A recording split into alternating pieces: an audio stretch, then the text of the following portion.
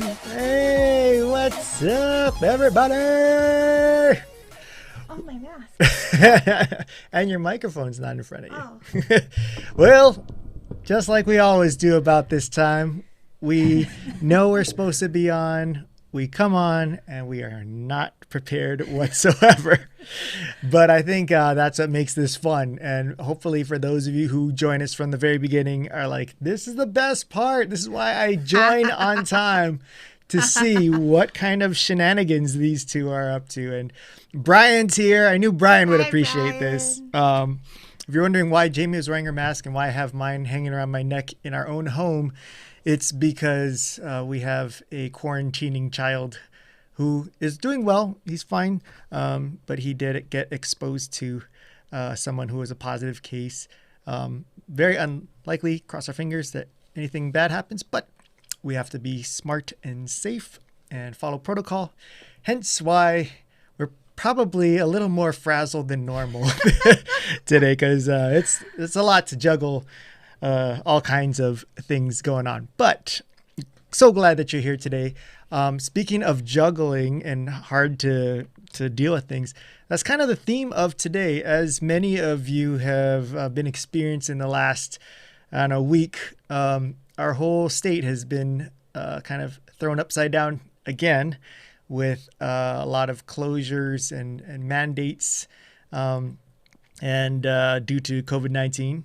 And several of our clients have had to reschedule and cancel events and such because of this. A lot of so what sparked this idea is all of my wedding MC gigs had to get either canceled or rescheduled again, because now weddings, you are not allowed to have more than 25 people outdoors gathered. And so everybody that I know of, as far as my clients, as far as wedding planners that we've talked to, like, people are scrambling, trying to figure out what to do for their weddings that was planned for this past weekend, for the next few weeks, for the next month. And so they're trying to come up with all kinds of different solutions and such. Same goes for a lot of our nonprofit friends, in that they had events like fundraisers and such, award shows, that all got affected, and they're either being canceled outright or being rescheduled. So we thought it'd be a really good time to talk about, like, what actually goes on in doing a virtual event. Which mic am I on? You're on one. Okay. So we thought it'd be a good time to share with you what goes into putting on a virtual event, as far as from the clients or organizer side. And because I think a lot of people are intimidated by virtual events, especially because they don't know what goes into it, what to expect, how it works.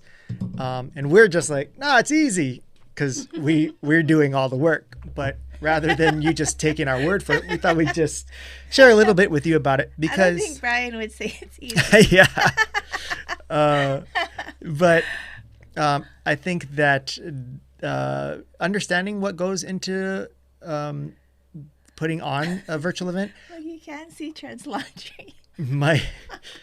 If you're wondering, that's Trent's laundry, because he's had to quarantine in our studio. But sorry. But for those of you, we thought it might make sense to understand what goes into a virtual event, and it might give you some ability to get creative with your events, because I know so many nonprofits right now were planning and expecting to do fundraisers and such for the fourth quarter of the year. Like, fourth quarter is like huge for nonprofits, and to now know there's just who knows what's going to happen as far as these lockdowns and whatnot.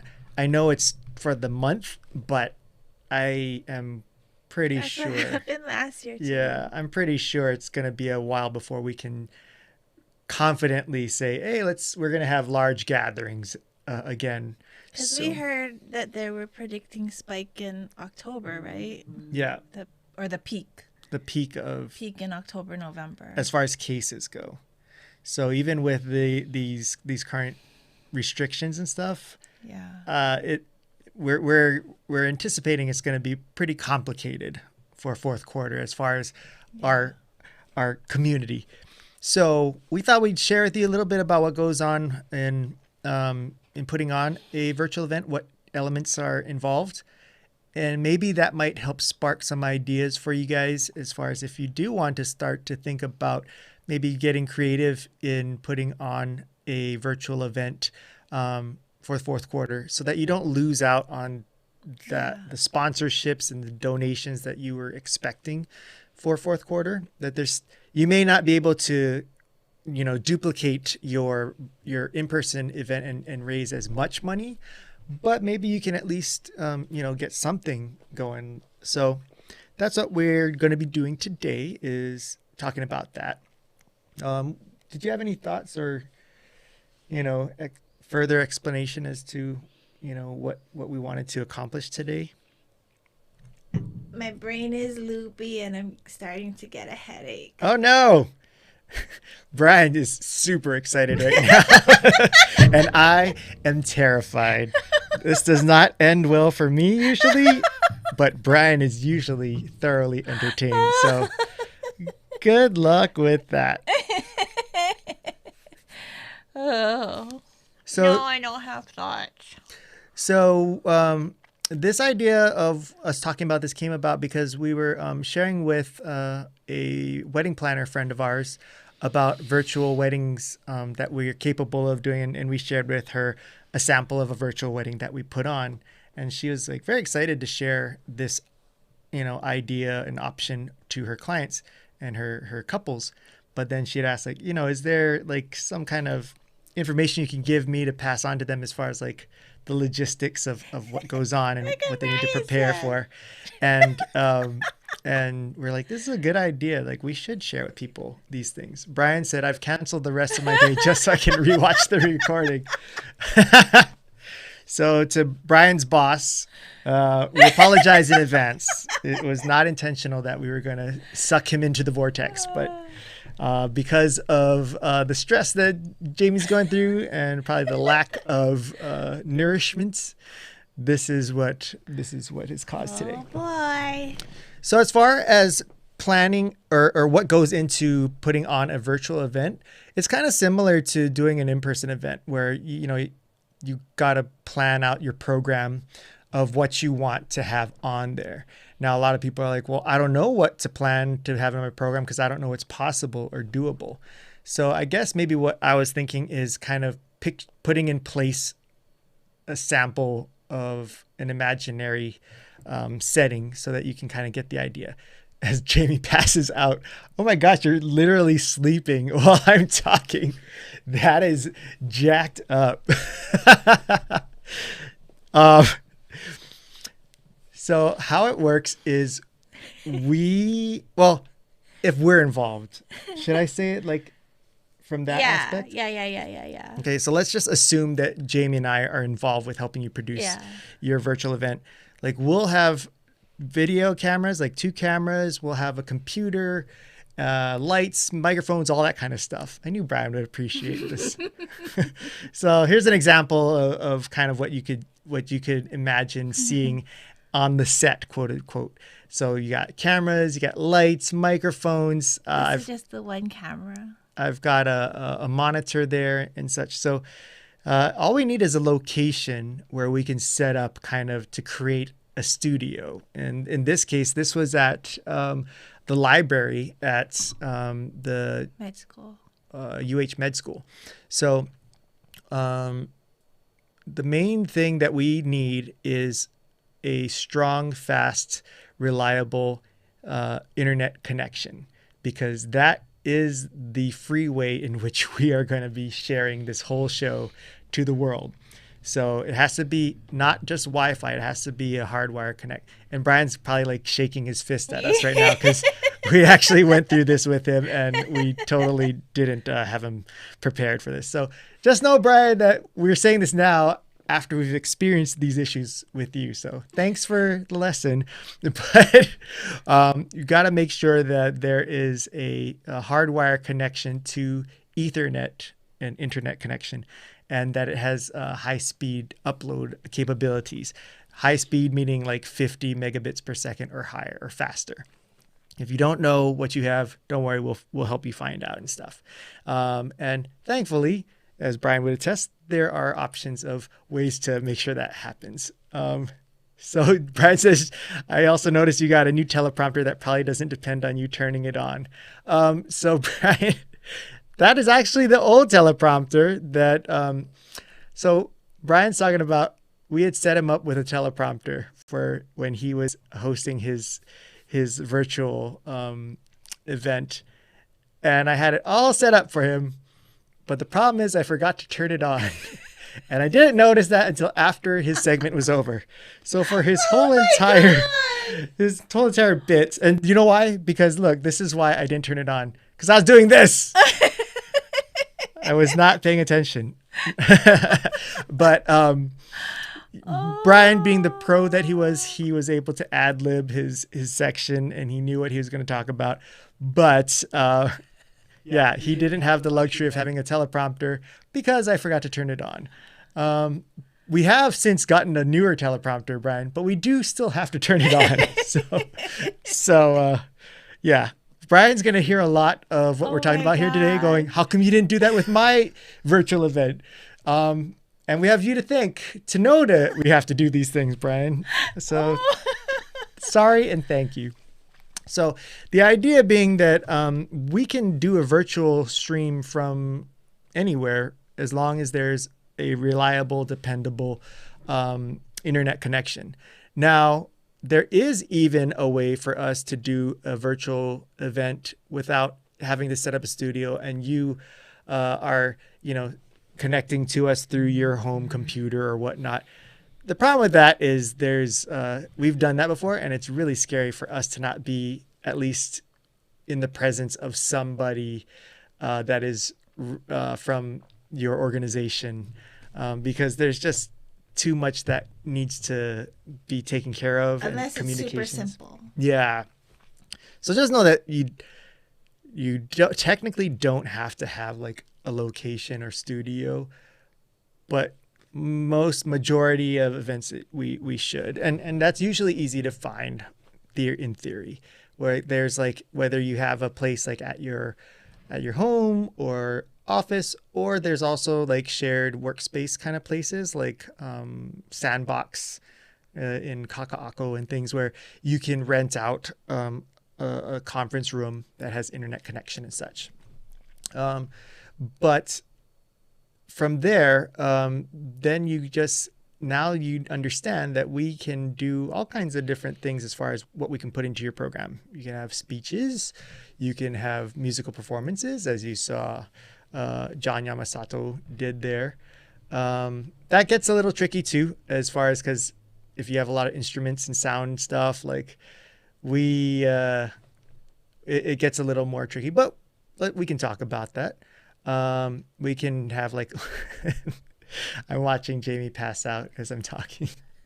We can have like a live auctions and stuff like that. We can also incorporate like virtual callers, so guests can come in virtually from their home or place. And we could also have pre-recorded videos that we show. So there's a lot of different things that you can incorporate into your program. So just whether it's for a wedding or a fundraiser event, whatnot, there are a lot of things that we have some fun flexibility of adding into it. Here's an example of the virtual wedding that we did, where they had a very small select group of people that were in their hotel room. This was one of the suites at the couple's hotel room that we broadcast out of. And so some of the attendees there, I think there's like less than 10, those that were there in person that were going to do speeches and whatnot, they were also able to be there to watch the show, so to speak, from the living room. The couple was also able to watch on the screen, where we pulled up on the screen the Zoom, so that they could see all of the attendees. There you can see the TV behind the cameras. So not only do they get to be with each other, whoever's in, privileged enough to be in the room, but they can also kind of be in attendance with the virtual attendees as well, as we were able to put up, all the virtual attendees on the screen. So whoever's speaking, whoever's watching in the room, they can see what other people virtually attending are looking like. We even had the ability for them to use like custom emojis and stuff. So while you don't, as the couple, don't hear people going, yay, they see them going, yay, and they see all these like little emojis floating up on the screen. And that's kind of like your visual, applause and interaction and They stuff. didn't have donuts, though. Yeah, Brian had donuts. A lot of donuts. Brian said it was awesome in any case. Oh, thanks, Brian. Thanks for saving. And he said, is this because of my level of maturity that I ask those things? And you folks are really good and creative about making the best out of limited spaces too. Oh, thanks, Brian. Yeah, Brian, his event was a great example where we didn't need like one giant room. We were able to use 2 separate rooms in his office to create separate. Are you really falling asleep? No, my head okay. just hurts. Where we were able to, because you do also, even though you have, a control over a limited amount of people in your location that we're shooting or streaming from, sometimes you want to have separate areas just to keep them separated and safe. So you don't want to have like 2 speakers right next to each other that maybe are not from the same household, or, there might be health concerns. So we could either do 2 separate rooms that are kind of adjacent to each other, or here's an example of what we did with Hano, where we actually built a set that had a barrier in between the 2. Until Lisa knocked it over. She didn't. She did. Lisa Actually literally. Over? Yeah, I had to like go and fix it. Like it showed up in our shot. So we had a partition between Lisa and I here.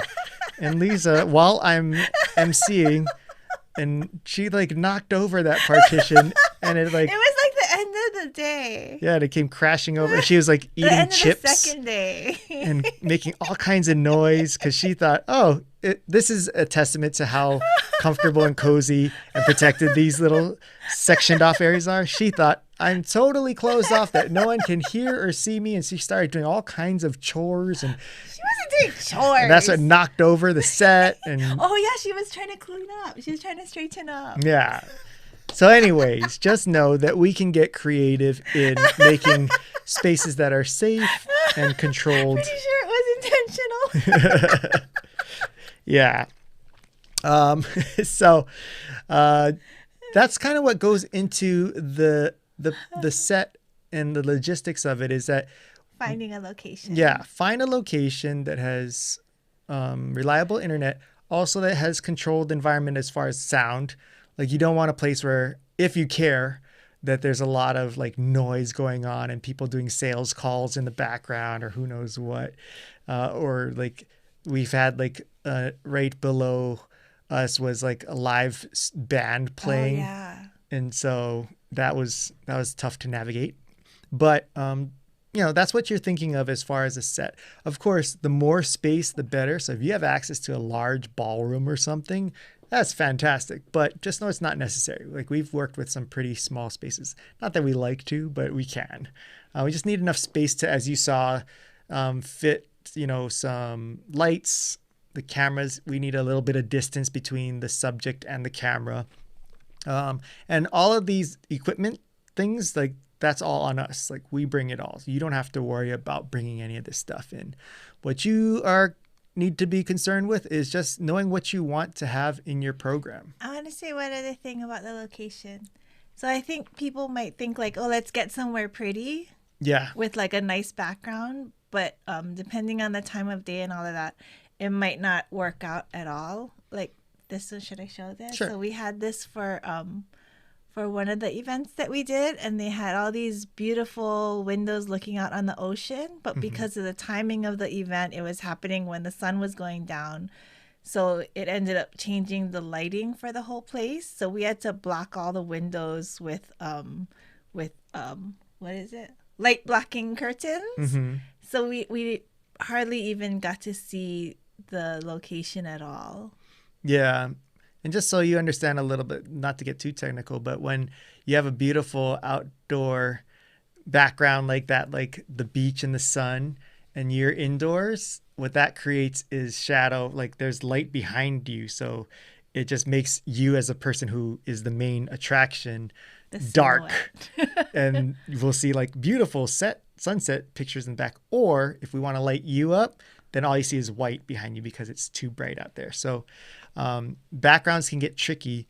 And as you saw, I don't know if do we have an example of what it looks like on screen? Like the amount you see on screen isn't a whole lot. So you don't necessarily need to build a giant set in the background and all that stuff. Like that one was a pretty large set that,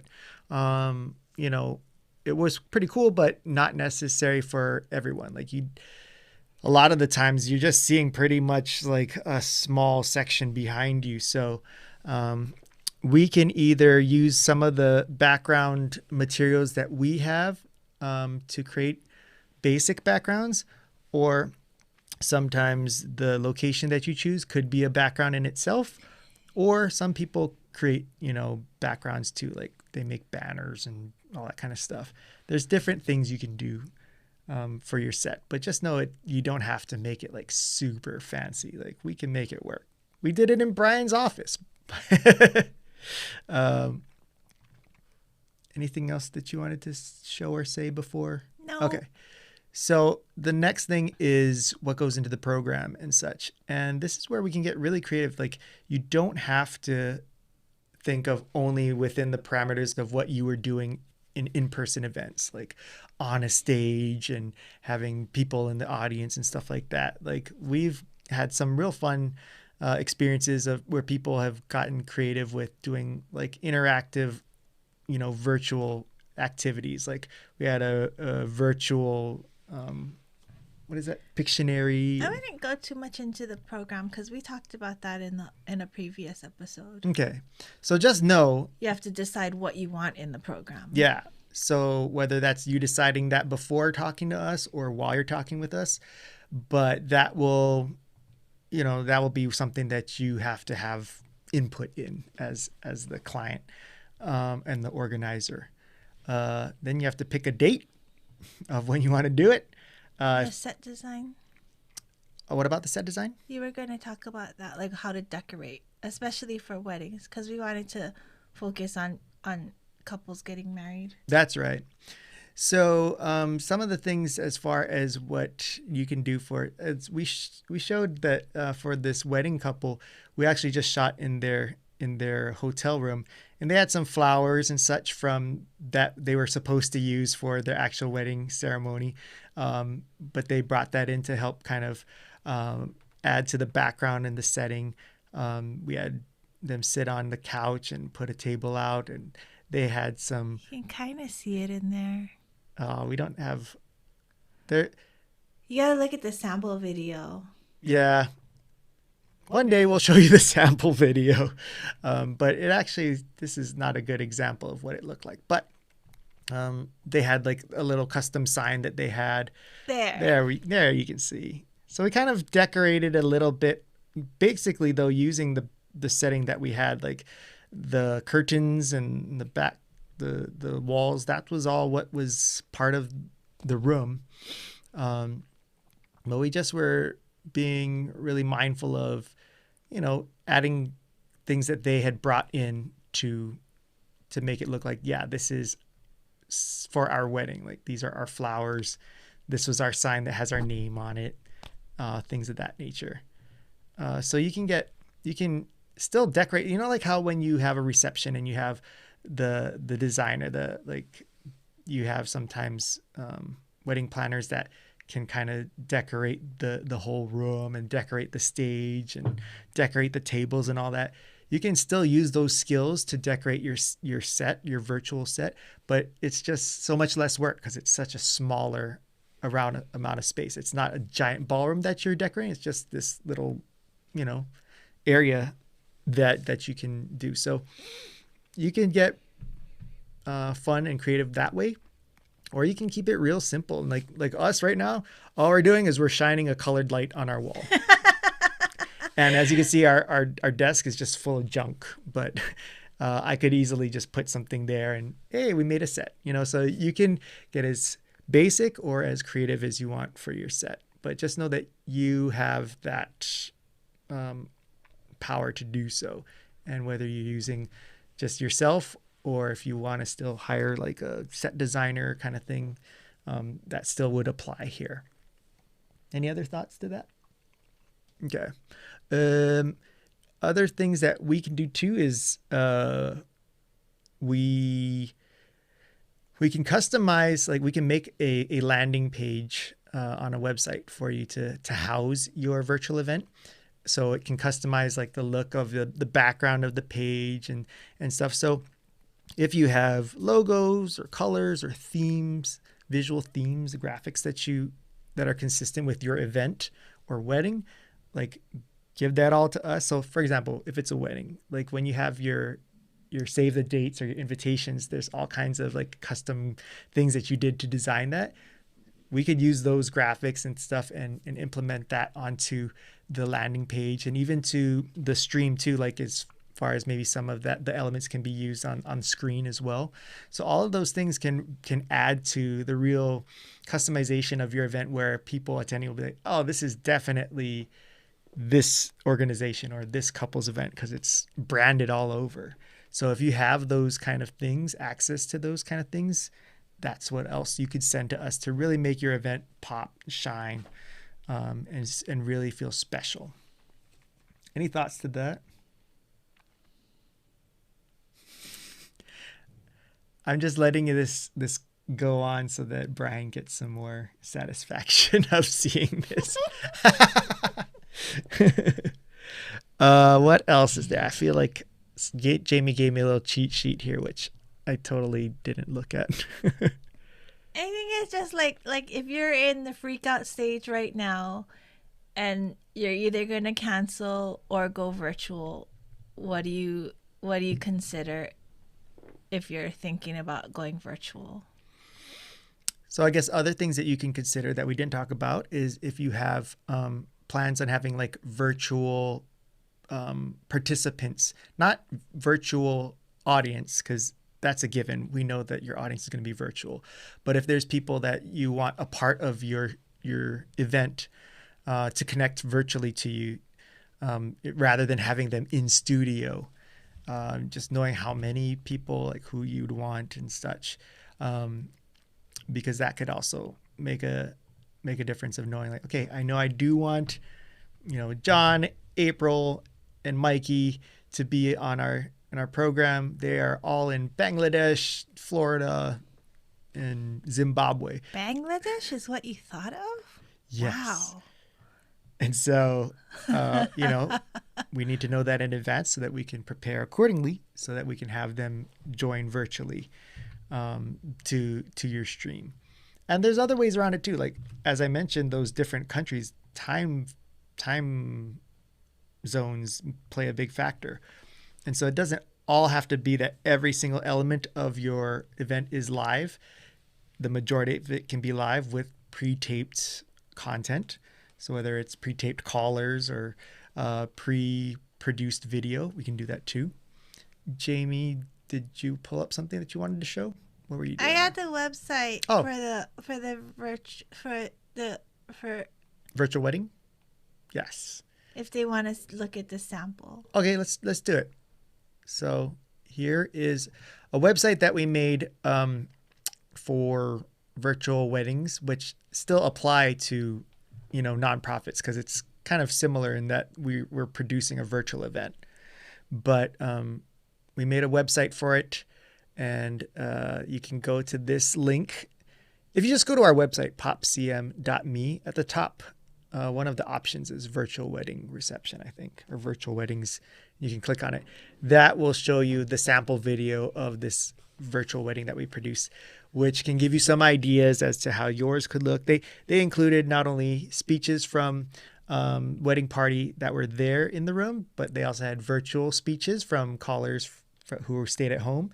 They had hula performance, mother-daughter hula performance in the room there. They had their cake cutting ceremony there.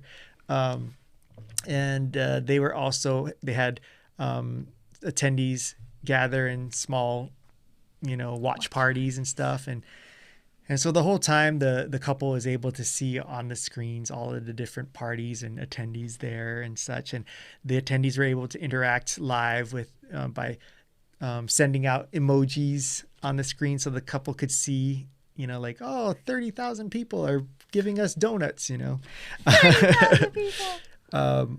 And there's also the live chat still, so they can also read the chats too. They had people pick up stuff. Oh yeah, you had a game. Yeah, Sorry, I interrupted. We did a trivia contest where we gave out prizes.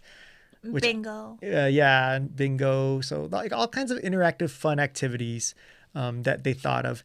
And as far as for those who were watching virtually and doing these watch parties from home, what the couple did is they organized to have meal pickups. So they actually had all of the food catered and boxed, including with some not all the food. I thought it was just the charcuterie cone of meat and some wine. Or I stuff don't too, right? I don't know. It's sake. Yeah, they had food and drink of some sort that you could pick up at a location. In this case, it was at their home. They were there and like waving from a distance and saying hi to everybody and passing on the kits. We'll just say that the take home party kits. I think it also included maybe some take home parting gifts. Some ideas we thought you could have is little signs or little accoutrement. I don't know if that's even the right word. Swag. I don't know what you're talking about. You can make custom swag and stuff to have your virtual attendees pick up. So the idea is that when they got home or wherever they were going to watch and attend from, they have their food there that they picked up from you. They got, fun things to be a part of it so that they still feel like this is an event to be a part of. And for you as the organizer, all you have to be concerned with at that point is just putting on the show. They've got their stuff, they're sitting at home, they're connected, they're watching you, and now we have fun and put on your program. Am I missing anything? Any other things that we were thinking of talking about? My mind started thinking about Pam and Roy when Pam canceled the wedding on The Office, and then they had all the plates. So it's if you have to cancel your wedding, but your catering can't be canceled, then you just wrap it all up and have everybody eat it at home and watch you on Zoom. But what would they watch you do? The program. Oh, I thought you were saying if you're canceling your wedding because Pam and Roy canceled theirs because they weren't getting married because they no longer were in love with each other. So I thought that's where we're going down here. If you no longer in love, just give everyone a meal. If you're still getting married but canceling the wedding, in-person wedding. In-person wedding. Okay. Whew. Thank goodness I figured that part out. My brain's not working good. It's understandable. There's been a lot going on in that brain in the last few days.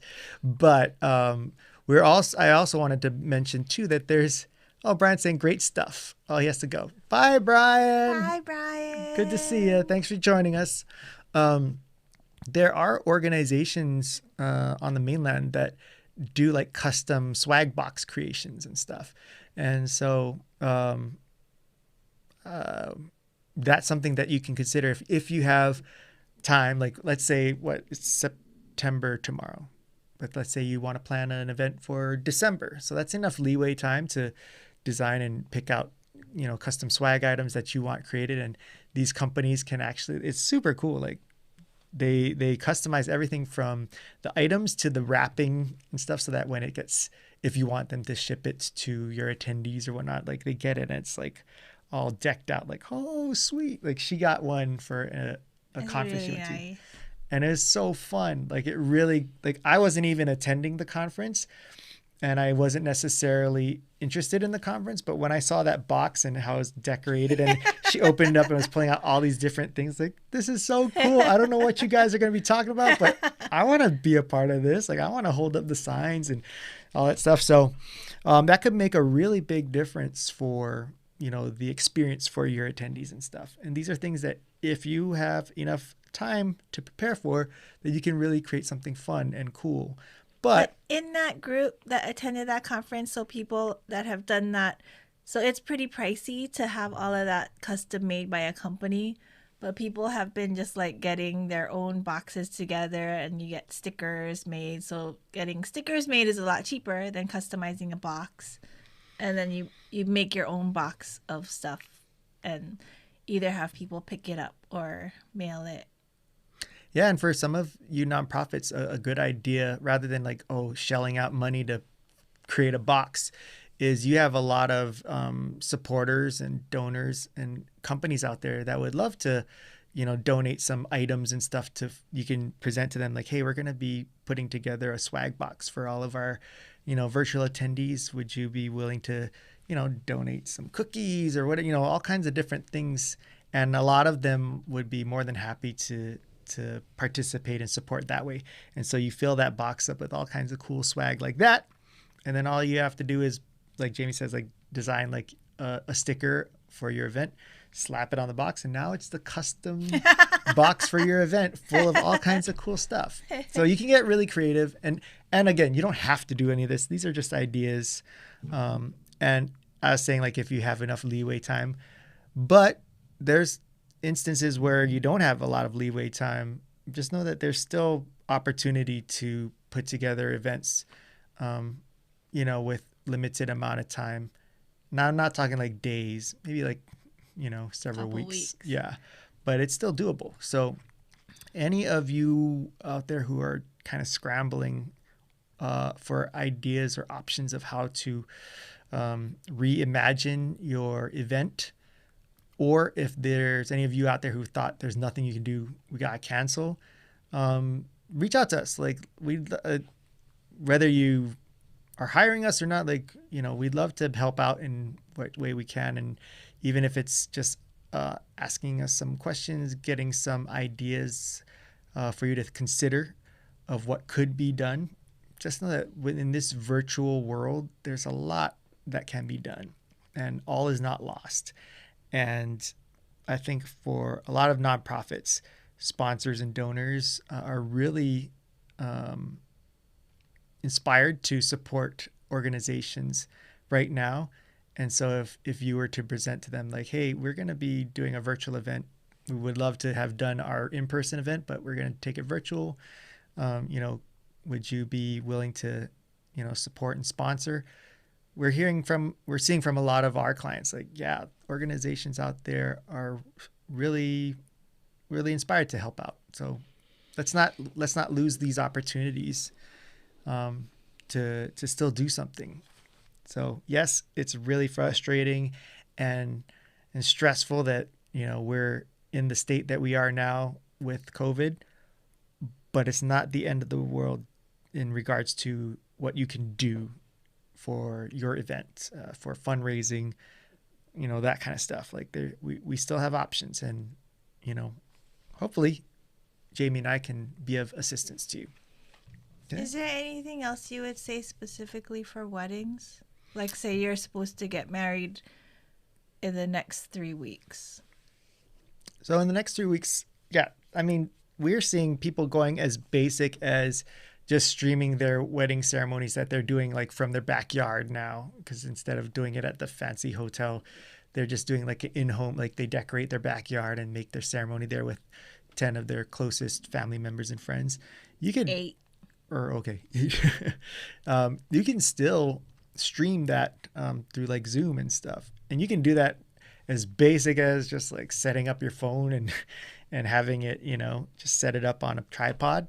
Or you can have someone like us that has a little more equipment to do that, and the audio and stuff to make it so that people can hear.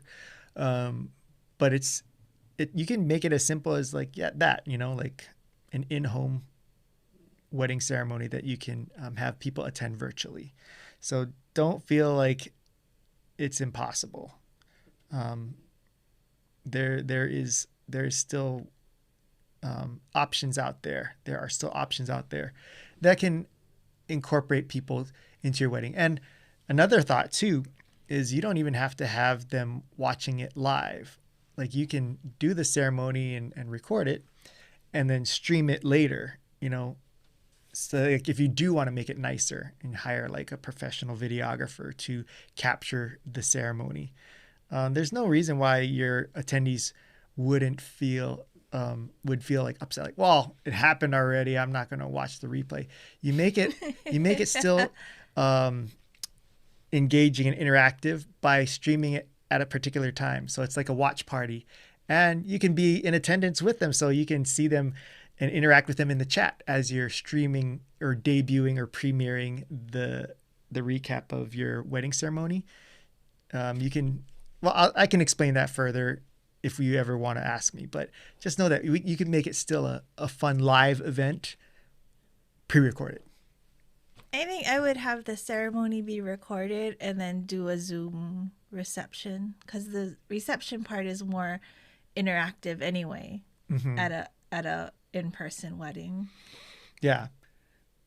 So just know that that's something that we would suggest. But either way, there's so many ways you can do it. But just knowing that you can do it on your own with limited technologies and stuff, and it's still doable. And then if you want it to be really nice and stuff, hiring a professional company like ours would up the quality and the experience, the viewing experience for attendees and stuff. I hope we answered her questions. I don't know if we did. I hope so too. Well, we'll find out. If you guys have any questions that we didn't cover, and you didn't get a chance to throw it in the chat here, throw it in the comment section, or you can email us at info@popcm.me. That's info@popcm.me. There you go, right there on the screen. So with that being said, please stay healthy, be safe. Let's all hunker down together and really come together. I think this is a time when, it's scary and stressful, but strength in numbers. If we can combine together and work together to take care of each other, it's going to be a lot more manageable. So love each other. Have a great rest of your week, and we'll be back next week. Hopefully, we'll see on another episode of Pop Live. Bye.